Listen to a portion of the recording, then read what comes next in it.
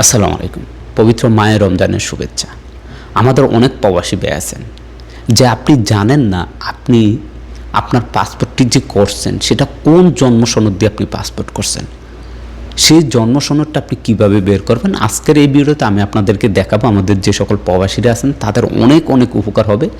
আপনি কিভাবে চেক করবেন যে আপনি কোন জন্ম সনদ দিয়ে আপনি পাসপোর্ট করছেন এবং সেটা আপনার মোবাইল দিয়ে অনলাইনে সেই জন্ম সনদটা আপনি বের করে নিতে পারবেন এবং কি সেই জন্ম সনদটা আপনি ইংরেজিতে বের করে আপনি আপনার পাসপোর্টের জন্য আবেদন করতে পারবেন। তো ভিডিওটা খুবই ইম্পর্টেন্ট হতে যাচ্ছে আমাদের প্রবাসীদের জন্য।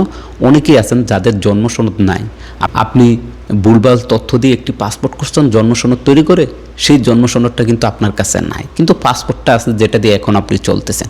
তো সেই পাসপোর্টের সেই জন্ম নিবন্ধনটা দিয়ে আপনি চাচ্ছেন যে এখন পাসপোর্ট তৈরি করতে, তাহলে আপনার সেই জন্ম সনদটা প্রয়োজন।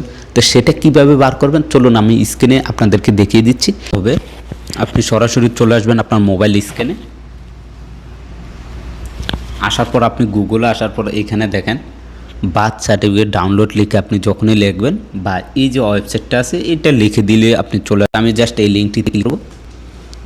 ক্লিক করার পর আপনার মাঝে এরকম চলে আসবে। আসার পর এই যে এখানে দেখেন বার্থ রেজিস্ট্রেশন নাম্বার এবং জন্ম তারিখ দিতে বলছে।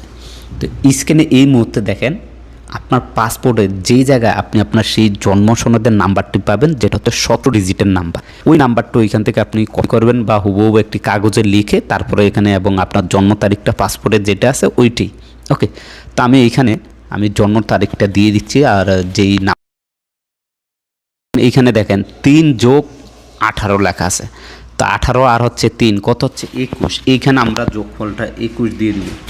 দেওয়ার পর এইখানে দেখেন সার্চ লেখা আছে, নিচের যে অপশনটি আছে এখানে দেখেন এই যে সার্চ অপশন, জাস্ট এই সার্চ অপশনে একটা ক্লিক করে দিতে হবে। দেখেন আমাদের যেই জন্ম সনদটি আছে সেটা এখানে চলে আসছে। দেখেন ওকে, জন্ম সনদটা আমাদের ডাউনলোড হয়ে গেছে। এই জন্ম সনদটা আপনি আপনার ফোনে ডাউনলোড করে নিতে পারেন। দেখতে পাচ্ছেন আমাদের সেমভাবে যদি আপনি ভোটার আইডি কার্ড দিয়ে করেন সেক্ষেত্রে এনআইডি ডাউনলোড লিখে যখন আপনি চার্জ দেবেন তখন এনআইডি সার্ভারটা চলে আসবে, সেখানে আপনি এনআইডিটাও ডাউনলোড করে নিতে পারবেন।